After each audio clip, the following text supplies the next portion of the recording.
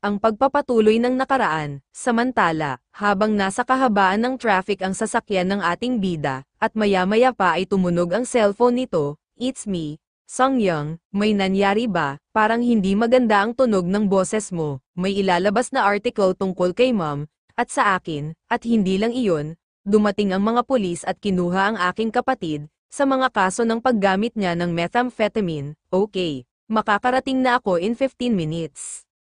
Mag-impake ka lang ng maliit na bag at lumabas," sabi ng ating bida. "Anong ibig mong sabihin mag-pack ng bag? Para saan?" Walang sinasabi kung kailan ang mga reporter ay dadami. "Hindi ka maaaring manatili dyan. Maghanda ka na at intayin mo ako." At maya-maya pa ay dumating ang ating bida. Nakita nito ang babae at agad niyang pinark ang kotse. Bumaba ito at, "Ito lang ba ang dala mo?" "Oo." "Nasaan si Assemblyman Heo?" Ang sabi niya ay may gagawin daw siya. At agad na umalis. "Tawagan mo ang mom mo ngayon, at sabihin mo sa kanya kung saan ka pupunta, para sa kanya." "Ano?" Bahagyang nagulat na sagot ni Sanghyang ng pasakay na ito ng kotse.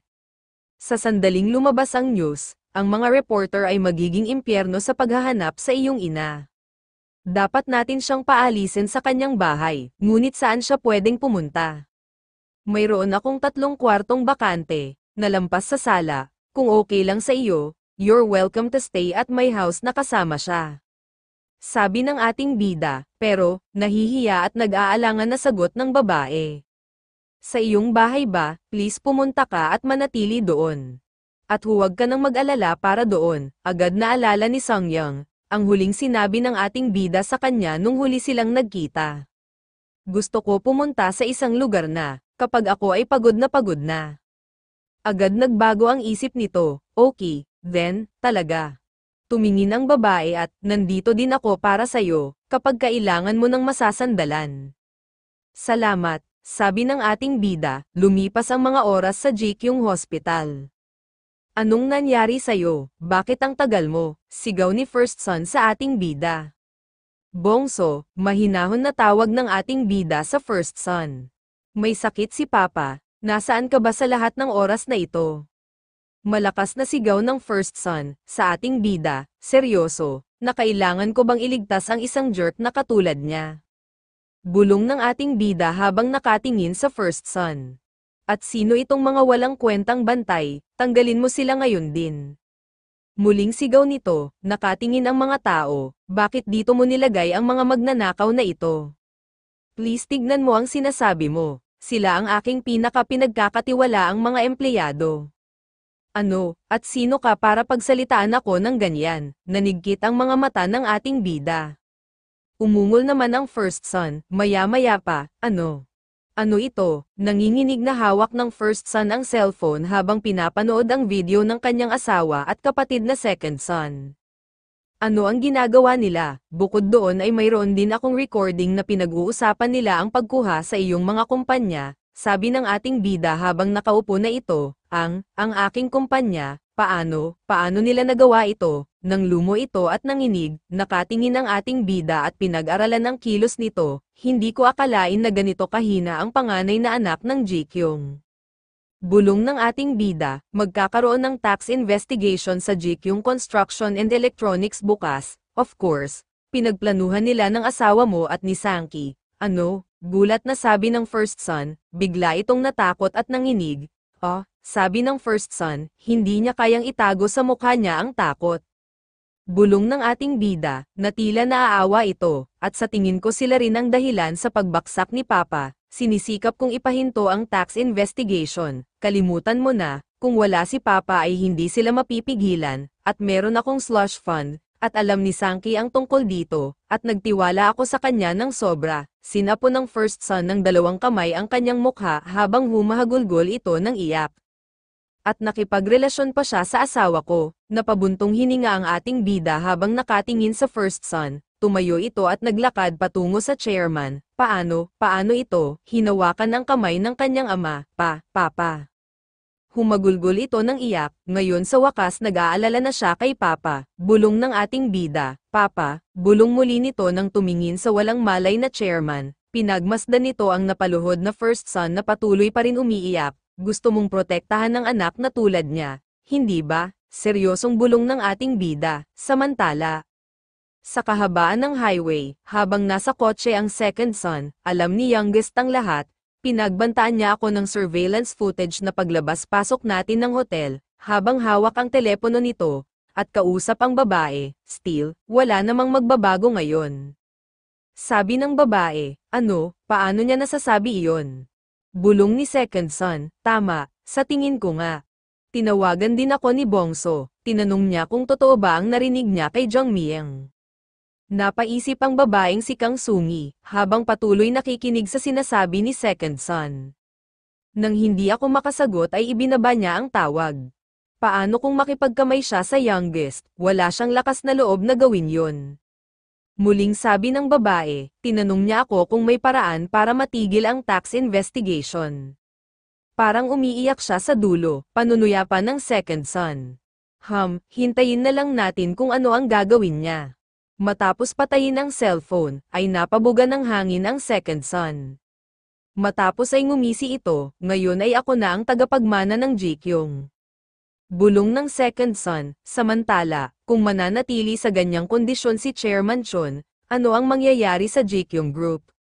Medyo komplikado ngunit may ilan mga posibleng resulta.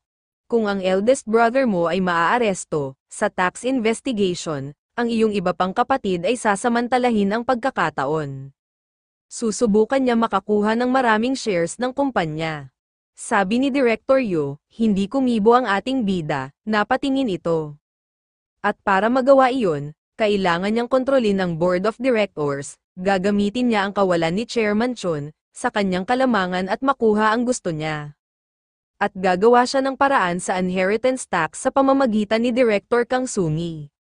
Maya-maya pa, ay may kumatok, agad pumasok ang tauhan at lumapit kay Director Yu, Sir ngayon po ay nasa news na.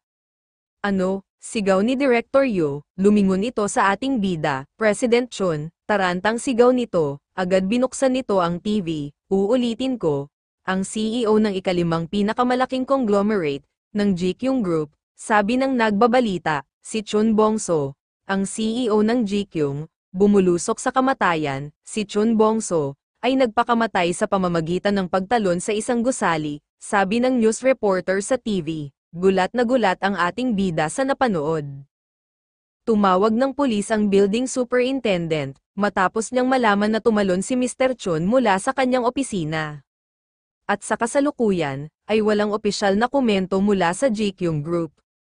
At sa paghahanap ng testamento, ang mga pulis ay, habang nakatutok ang ating bida sa screen ng TV.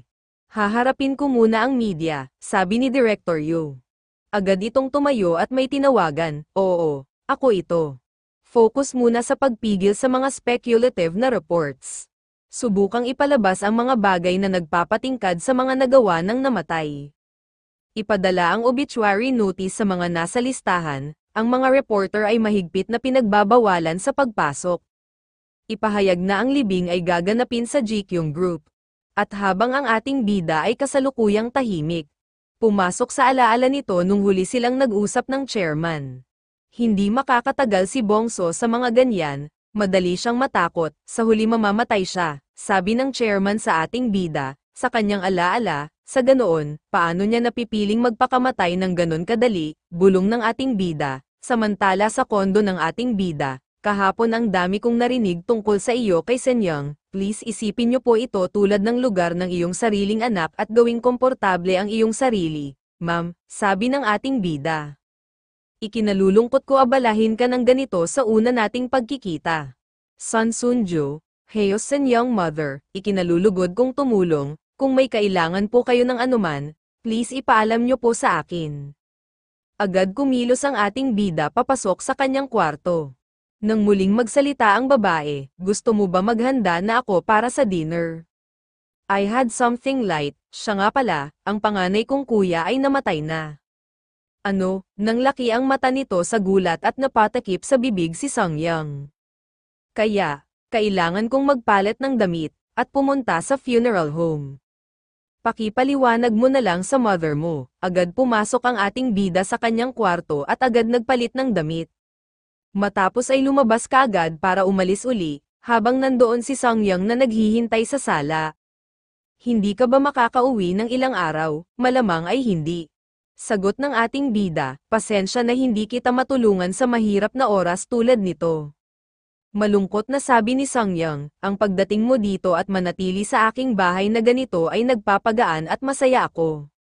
At huwag mag-alala, gawin mo lang ang gusto mo dito sa bahay at please huwag kang mag-skip ng anumang pagkain. Ikaw din Jongmyang, sabi ng babae bago umalis ang ating bida. Samantala sa Jikyung Hospital, agad nagpark ang ating bida, at bumaba at naglakad. Maya-maya ay napalingon ito sa paparating na kotse. Bumaba ito malapit sa kanyang tapat, nagkatinginan sila ni Kang Sungi. Ang kanyang hipag, bakit ka nandito? Mata Ray nitong tanong. Papasok na sana ako sa loob, tapos nakita kitang paparating. Maaaring namatay na ang panganay mong kapatid, pero sister-in-law mo pa rin ako. Hindi mo man lang ba dapat akong batiin ng bow? Mata Ray na sabi ng babae, hindi mo nga ako tanggap bilang youngest brother-in-law, bakit kailangan mo pa talaga akong pabatiin pa? Oh, teka nga pala, since wala na ang eldest kong kapatid, ikaw ba ang sister-in-law ko, sa isa ko pang kapatid ngayon? Pang-aasar ng ating bida, hindi ka ba nag-aalala tungkol sa mga kahihinatnan ng ganyan mga pabaya mong dila? Nasasabi ko na mas mabuti kaysa gamitin ko ang aking katawan ng walang ingat. Nagpigil ang babae sa tinitimping nitong galit. At, mas mainam kung hindi mo hahawakan pa si Papa, kung ako sayo. Huwag maging komportable dahil nangyari ang mga bagay na ayon sa iyong mga plano, at ibabalik ko ang mga bagay at susubaybayan kita. Oh, talaga lang ha, abangan mo ito. Medyo mahaba pa ang biyahe, napaisip ang babaeng si Kang Sungi. Paano kung makipagkamay ka sa akin? Sa halip na, hindi ako mahilig sa matandang babae, at lalo akong mapupuot sa mga babaeng walang katapatan. Agad nag-react ang babaeng hangal, at nanggalaiti ito sa inis. Bakit ba patuloy nagkakaroon ng walang bungang prutas ang pag-uusap dito? Hindi ba dapat pumasok ka sa loob at magpanggap ka na malungkot? Pang-aasar muli ng ating bida, bibigyan kita ng warning. Huminto ka sa pag-akto at tumalikod ng tahimik, iba ako sa pangalawa mong kapatid. At agad tumalikod ito patungo sa loob, tinignan ng masama ng ating bida ang babae. Samantala sa loob ng funeral home, habang nakalagak ang larawan ng second son, at puno ng mga bulaklak. Oh, hindi bongso, umiiyak na sabi ng second son. Na may pagpapanggap, maging si Kang Sungi, ay lumuluha at napatakip ng mukha na akala mo ay bukal sa loob ang pag-iyak nito. Makikita ang larawan ng first son na puno ng bulaklak at ribbon na itim. Samantala ang ating bida ay tahimik na nasa isang tabi, habang nakatingin sa larawan ng first son. Bongso, nakilala mo na ba ang totoong Chon Jongmyang doon? Bulong ng ating bida, kung ang lakas na loob mong mamatay ng ganyan, bakit hindi mo itama ang lahat ng maling nagawa mo? Bakit hindi ka naghanap ng ibang opsyon? Magkapatid kayo, ganun ba kahirap gawin iyon? Bakit mo ginawa ang katangahan na bagay na yon? Maya-maya pa ay dumating ang isang babae. It's been a while, agad napalingon ang ating bida. Oh Jian, bakit siya nandito? Bulong ng ating bida.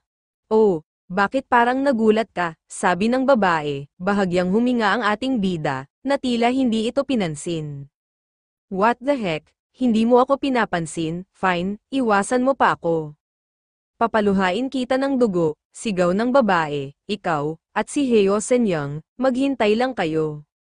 Muling sigaw nito, nang tuluyan naglakad ang ating bida. Chon Jongmyang, paano ka nabuhay sa mundo para magkaroon ng napakaraming kaaway? Bulong ng ating bida, na napapailing, Sir, tawag ni Director Yu. Bakit, Director Yu? Si Director Park Mul, mula sa second eldest brother side ay tumawag, kapag tapos na ang libing, may itatalaga daw na bagong presidente sa kumpanya mo. Napatingin ang ating bida, at banta niya, nahihilahin niya ang oxygen mask ni Chairman Chon. Ano? Nagtangis ang bagang ng ating bida, hindi ba sila nag-aalala na baka lumabas ang salitang iyan? Ang daming nanonood ng GQ Group ngayon, sabi ng ating bida. Wala silang pakialam doon, ginagamit nila si Chairman Chon, at kawalan sa kanilang kalamangan upang kunin ang higit sa lahat. Sa media ay humahantong sa iyong isa pang kapatid ngayon, kaya siya ay nakakuha ng higit na kapangyarihan. Bakit nasa side niya ang press? Dahil ang pangalawang panganay na anak ang susunod na magiging tagapagmana. Muling napaisip ang ating bida, ihatid mo ang mensaheng ito, kay Director Parkmul, kung uubusin nila ang pasensya ko, mamamatay silang lahat, kaya sabihin mo sa kanya na itago na ang kanilang bitag, sigaw nito na galit na pinagdikit ng ating bida ang mga ngipin nito. Samantala, sa isang lugar na tabi ng dagat, habang nag-uusap ang dalawang lalaki. Hindi mo kailanman naisip na maaari kang gumawa ng maling pagpili. Pinagkakatiwalaan ko ang titig na iyon sa kanyang mga mata. I did to, nagtiwala ako sa matalim na kislap sa mga mata ni Chairman Chon na para siyang invisible. Sa tingin mo paano ako naging ganito? Mga loyal dogs lang kami sa kanila, nothing more, nothing less, sabi ni Secretary Yuon, napatingin ang lalaking tauhan ng ating bida, mayroon akong bagong pag-aari ngayon. Depende sa kung alin linya ka tatayo mula sa likod, sir, hindi pa kita sinasama hanggang ngayon dahil sa titig mo sa mga mata mo, sabi ng lalaki. Ano? Sagot ni Secretary Yuon, parang nanguhumaling ka sa kasakiman. Kahit na hindi ako sigurado kung para sa pera o kapangyarihan, hindi na ikaw yung lalaki na kilala ko dati, sabi ng lalaki, isipin mo ang iyong mga tauhan na nagtitiwala at sumusunod sa iyo, ano ang nakikita mo sa kanilang mga mata? Nakakasigurado ka bang hindi sila magbabago, ang militar, polis, NIS, ang administrasyon, lehislatura, at mga hacker? Nasa iyo ang kinabukasan ng mga matatalinong lalaki na kabitin sa isang bulok na lubid. Sabi ni Secretary Yuon, sa tingin ko, ito ay mas mahusay kaysa sa lubid na iyong pinili upang isabit pa. Sabi muli ng lalaki, bakit ang tigas ng ulo mo? Muling sabi ni Secretary Yuon, kung sa tingin mo ay maaari mo silang kontaken, ng isa-isa at magtagumpay ka sa pagkuha sa kanila, gusto ko rin maging bisita kita, sumandal si Secretary Yuon at pinagsalikop ang daliri, ganyan ka, ka-confident, ha? Sinasabi ko ito na wala kang dahilan, para kumbinsihin sila, sir, napabuga ng hininga si Secretary Yuon. Wala akong hindi nagawa, para sa Chairman Chon Ho-dok. Buong buhay ko sa loob ng 20 years ay inalay ko sa kanya. Napasulyap ito, alam kong nakatanggap ka ng sapat na kabayaran, sir. Sabi ng lalaki, na ang ibig mong sabihin ang dam na buto, na ibinibigay nila sa isang loyal na aso. Nagtangis ang ngipin na sabi ni Director Yuon, kailangan ko na pong umalis, sir. Sana po ay maintindihan nyo na kailangan ko i-report ito. Umismed lang si Secretary Yuon, matapos ay nagbaw na ang lalaki. Samantala, sa GQ Hospital, ano ang pangalan mo? Sabi ni Dechul, ako, ay, si Cho Miss Sok, kabadong sagot ng babae. Matapos tignan ang pangalan sa chart, na kung sino o hindi pwedeng, pumasok sa kwarto ng chairman. Cho, Miss Sok, sige. Pwede ka na pong pumasok. Pasok na po kayo, sabi din ng isa pang bodyguard. At nang makapasok na ito sa loob, agad chinek ang chairman. Napansin ito ni Dechul, ano yan ginagawa mo ngayon? Una po ay chini-check ko ang kanyang vital, ano ulit ang ginagawa mo? Nagtaka naman ang babae sa higpit ng bantay ng chairman. Chinek ko ang blood pressure niya at papalitan ko ang intravenous niya. Sa injection niya, sa daluyan ng dugo, iminumungkahi ko na gumamit ka ng simpleng bokabularyo. Sabi ng lalaki, oo, okay, ano ba ang problema? Ang lahat ng ito ay naka-record sa chart, pero ang mga medical na kawani dito ay humiling sa amin, napigilan ang pagsubaybay at isulat ang lahat ng kanilang ginagawa habang ginagamot si Chairman Chon. Ang utos na ito ay mula kay President Chon Jong-myung, at kailangan kong gawin ito, kahit anong mangyari. At kung ito ay hindi mo nagustuhan, puntahan mo ang presidente at siya mismo ang kausapin mo. Sabi pa ni Dechul, agad pumunta ang lalaki kay Director Yu, please, sir.